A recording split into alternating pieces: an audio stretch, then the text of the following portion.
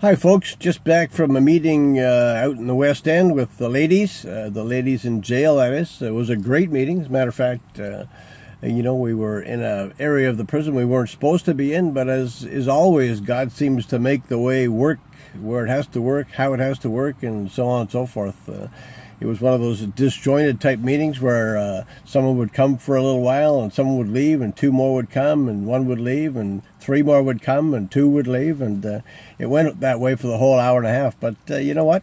It always works in such a way that whatever is needed is somehow doled out. I don't understand how it works, but I know God understands it. So we just go along with it, And folks,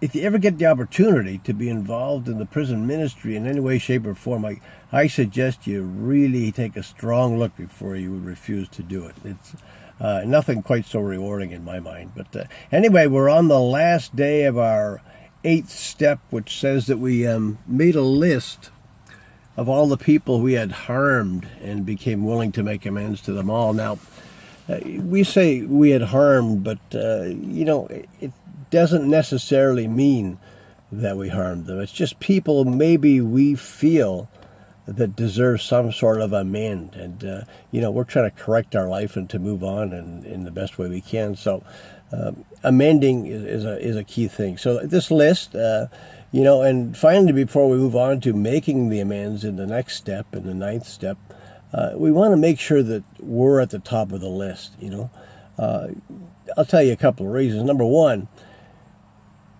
if we don't put ourselves at the top of the list and be very forgiving to ourselves for all the times we think we may have failed or could have done better or were rejected or whatever, if we don't do that, we're not going to get ourselves healthy enough to be of any value to anyone else. So that is the major reason, the main reason we want to put ourselves at the top of the list, so that we can think about, where have we failed ourselves?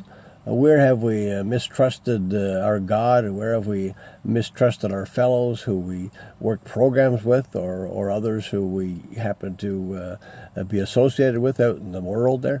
Just how have we acted in such a way where we didn't feel good enough about how we handled ourselves and so on. So very important to put this down and to think about it. And spend some time with you, and I'll spend some time with me, and we'll come up with whether or not, the making of this amend is important or not. It really is. So, folks, I hope you have a great evening, and look forward to seeing you all real soon.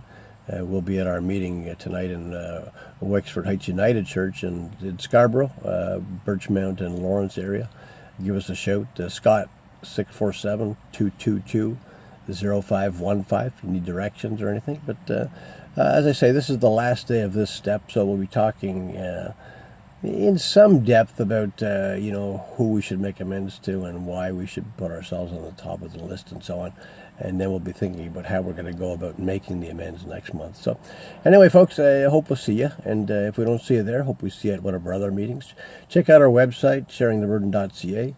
Listen to broadcasts of our radio show that goes on every Tuesday at noon until 1 p.m. And we do live recovery there. People who come on that show are talking about their own lives, and they don't know ahead of time what we're going to be talking about. So it's unrehearsed, it's real time, it's real. It's people in recovery sharing the day-by-day recovery of what needs to be recovered in their own life. Folks, have a great evening. Look forward very much to seeing you and talking to you soon. Find us anytime you need support. We're there for you. I promise.